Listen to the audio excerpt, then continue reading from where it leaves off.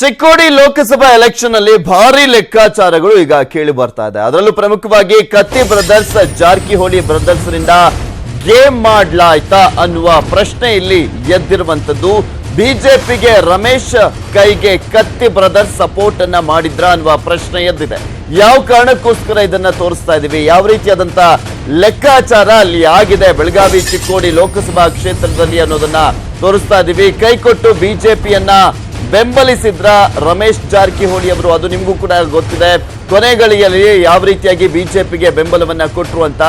ರಮೇಶ್ ಬೆಂಬಲವನ್ನ ಪಡೆದಿತ್ತು ಬಿಜೆಪಿ. ಅಣ್ಣಾ ಸಾಹೇಬ್ ಜೊಲ್ಲೆಯನ್ನ ಬೆಂಬಲಿಸಿದ್ರು ರಮೇಶ್ ಜಾರಕಿಹೊಳಿ ಅವರು ಅನ್ನೋದನ್ನ ಹೇಳಲಾಗ್ತಾ ಇದೆ. ಯಾಕೆಂದ್ರೆ ಅವರು ರಾಜೀನಾಮೆ ಕೊಡುವ ವಿಚಾರಕ್ಕೆ ಸಂಬಂಧಪಟ್ಟಂತೆ ಅದಕ್ಕೂ ಮುಂಚೆನೆ ಬಿಜೆಪಿಗೆ ಸಪೋರ್ಟ್ ಮಾಡಿದ್ರು ಅಂತ ಹೇಳಲಾಗ್ತಾ ಇರುವಂತದ್ದು. ಕಡೆ ಕ್ಷಣದಲ್ಲಿ ಬಿಜೆಪಿ ಟಿಕೆಟ್ ಅನ್ನ ಪಡೆದಿದ್ರು ಜೊಲ್ಲೆ ಅವರು. ಟಿಕೆಟ್ ಮಿಸ್ ಆಗಿದ್ದಕ್ಕೆ ಕತ್ತಿ ಬ್ರದರ್ಸ್ ರೆಬಲ್ ಆಗಿದ್ರು.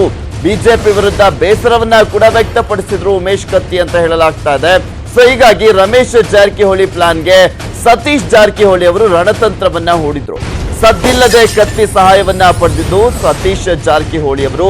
ಅಸಮಾಧಾನದ ಲಾಭವನ್ನ ಪಡೆಯುವಲ್ಲಿ ಸತೀಶ್ ಜಾರಕಿಹೊಳಿ ಅವರು ಸಕ್ಸಸ್ ಆಗಿದ್ರು ಅಂತ ಕೂಡ ಹೇಳಲಾಗ್ತಾ ಇದೆ.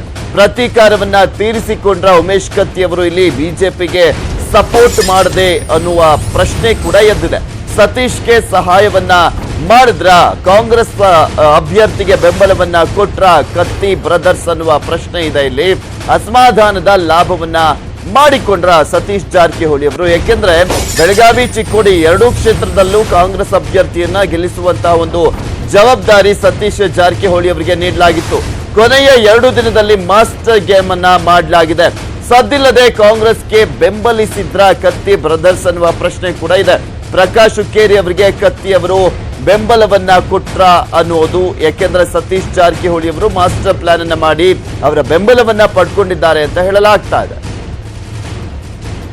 ನೋಡ್ತಾ ಇದೀವಿ, ಒಂದ್ ಕಡೆ ಜಾರಕಿಹೊಳಿ ಬ್ರದರ್ಸ್ ಮತ್ತು ಒಂದ್ ಕಡೆ ಕತ್ತಿ ಬ್ರದರ್ಸ್. ಬೆಳಗಾವಿ ಲೋಕಸಭಾ ಕ್ಷೇತ್ರ, ಚಿಕ್ಕೋಡಿ ಲೋಕಸಭಾ ಕ್ಷೇತ್ರದಲ್ಲಿ ಒಳಯೇಟು ಬಿದ್ದಿದೆ ಅಂತ ಹೇಳಲಾಗ್ತಾ ಇರುವಂತದ್ದು. ಇದ್ರ ಬಗ್ಗೆ ಮತ್ತಷ್ಟು ಮಾಹಿತಿಯನ್ನ ನೀಡ್ತಾರೆ ನಮ್ಮ ಪೊಲಿಟಿಕಲ್ ಬ್ಯೂರೋ ಹೆಡ್ ಆಗಿರುವಂತಹ ಚಿದಾನಂದ್ ಪಟೇಲ್ ದೂರವಾಣಿ ಸಂಪರ್ಕದಲ್ಲಿದ್ದಾರೆ.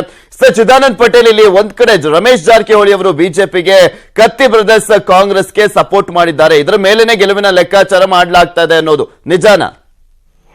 ಪೃಥ್ವಿರಾಜ್, ಚಿಕ್ಕೋಡಿ ಲೋಕಸಭಾ ಚುನಾವಣೆಯಲ್ಲಿ ರಮೇಶ್ ಜಾರಕಿಹೊಳಿ ಅವರು ಕಮಲದ ಕೈ ಹಿಡಿದ್ರೆ, ಇತ್ತ ಕೈ ಪಕ್ಷದ ಅಂದ್ರೆ ಕಾಂಗ್ರೆಸ್ಗೆ ಉಮೇಶ್ ಕತ್ತಿ ಅವರು ನೆರವಾಗಿರುವಂತದ್ದು. ಯಾಕಂತ ಹೇಳಿದ್ರೆ ಚಿಕ್ಕೋಡಿ ಲೋಕಸಭಾ ಕ್ಷೇತ್ರದ ಟಿಕೆಟ್ ಅನ್ನ ಉಮೇಶ್ ಕತ್ತಿ ಅವರ ಸಹೋದರ ರಮೇಶ್ ಕತ್ತಿ ಅವರಿಗೆ ಫಿಕ್ಸ್ ಆಗಿತ್ತು. ಆದ್ರೆ ಕೊನೆ ಗಳಿಗೆಯಲ್ಲಿ ಅಣ್ಣಾ ಸಾಹೇಬ್ ಜೊಲ್ಲೆ ಕೊಟ್ಟಿದ್ರಿಂದ ಇಡೀ ಏನು ಕತ್ತಿ ಬ್ರದರ್ಸ್ ಎಲ್ಲೊಂದ್ ಕಡೆ ಮುನ್ಸ್ಕೊಂಡಿದ್ರು. ಯಡಿಯೂರಪ್ಪನವರು ಕೂಡ ಅವರ ಮುನ್ಸು ಶಮನ ಮಾಡ್ಲಿಕ್ಕೆ ಪ್ರಯತ್ನ ಮಾಡಿದ್ರು. ಆದ್ರೆ ಕೊನೆ 2 ದಿನದಲ್ಲಿ ರಮೇಶ್ ಜಾರಕಿಹೊಳಿ ಅವರು ಬಿಜೆಪಿಗೆ ಬೆಂಬಲ ಕೊಟ್ಟಿದ್ರಿಂದ ಕಾಂಗ್ರೆಸ್ಗೆ ಬೆಂಬಲ ತೆಗೆದುಕೊಳ್ಳುವ ಸಂಬಂಧಪಟ್ಟ ಸತೀಶ್ ಜಾರಕಿಹೊಳಿ ಅವರು ಉಮೇಶ್ ಕತ್ತಿ ಜೊತೆ ಮನವಿಯನ್ನು ಮಾಡಿಕೊಂಡ್ರು ಮತ್ತು ಈ ಸಂಬಂಧಪಟ್ಟ ರಹಸ್ಯವಾದ ಮಾತುಕತೆ ನಡೆಯಿತು. ಅಂತಿಮವಾಗಿ ತಮ್ಮ ಅಸ್ತಿತ್ವವನ್ನು ಉಳಿಸಿಕೊಳ್ಳಲು, ಒಂದು ವೇಳೆ ಅಲ್ಲಿ ಬಿಜೆಪಿ ಅಭ್ಯರ್ಥಿ ಗೆದ್ರೆ ಚಿಕ್ಕೋಡಿಯಲ್ಲಿ ಕತ್ತಿ ಬ್ರದರ್ಸ್ ಅವರ ಬಿಜೆಪಿ ಒಳಗಿನ ಅಸ್ತಿತ್ವ ಎಲ್ಲ ಒಂದ್ ಕಡೆ ಕಳೆದು ಹೋಗುತ್ತೆ. ಹಾಗಾಗಿ ಅಸ್ತಿತ್ವದ ಪ್ರಶ್ನೆಯಾಗಿ ಕೊನೆಗೆ ಅಂತಿಮವಾಗಿ ಕಾಂಗ್ರೆಸ್ ಕೈ ಹಿಡಿದ್ರು ಅಂತ ಹೇಳಲಾಗ್ತದೆ.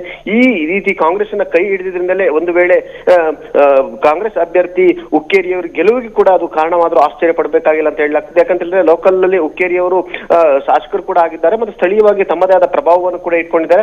ಹಾಗಾಗಿ ಇಲ್ಲಿ ರಮೇಶ್ ಜಾರಕಿಹೊಳಿ ಅವರು ಬೆಂಬಲ ಕೊಟ್ಟಿದ್ದ ಒಂದೇ ಒಂದು ಕಾರಣಕ್ಕೆ ಉಮೇಶ್ ಕತ್ತಿ ಅವರು ಕಾಂಗ್ರೆಸ್ಗೆ ಬೆಂಬಲವನ್ನು ಕೊಟ್ಟರು ಮತ್ತು ಟಿಕೆಟ್ ತಪ್ಪಿದ ಸಿಟ್ಟನ್ನು ತೀರಿಸಿಕೊಂಡ್ರು ಅಂತ ಹೇಳಲಾಗ್ತದೆ. ಆ ಮುಖಾಂತರ ಕೊನೆ ಗಳಿಗೆಯಲ್ಲಿ ಅಲ್ಲಿನ ಲೋಕಸಭಾ ಸದಸ್ಯ ಆಗಿದ್ದಂತ ಪ್ರಕಾಶ್ ಹುಕ್ಕೇರಿ ಅವರಿಗೆ ಇದು ದೊಡ್ಡ ಮಟ್ಟದ ಅನುಕೂಲ ಆಗಿದೆ ಅಂತ ಹೇಳಲಾಗ್ತದೆ. ಆ ಮುಖಾಂತರ ಕಮಲದ ಒಂದು ಪ್ಲಾನ್ಗೆ ಕಾಂಗ್ರೆಸ್ ಈ ರೀತಿಯ ಕತ್ತಿಯನ್ನು ಬಳಸಿಕೊಳ್ಳುವ ಮುಖಾಂತರ ತಿರುಗೇಟು ಕೊಟ್ಟಿದೆ ಅಂತ ಹೇಳಲಾಗ್ತಿದೆ. Prithviraj, okay, thank you Chidanand Patel ನಿಮ್ಮೆಲ್ಲ ಡೀಟೇಲ್ಸ್ಗಾಗಿ.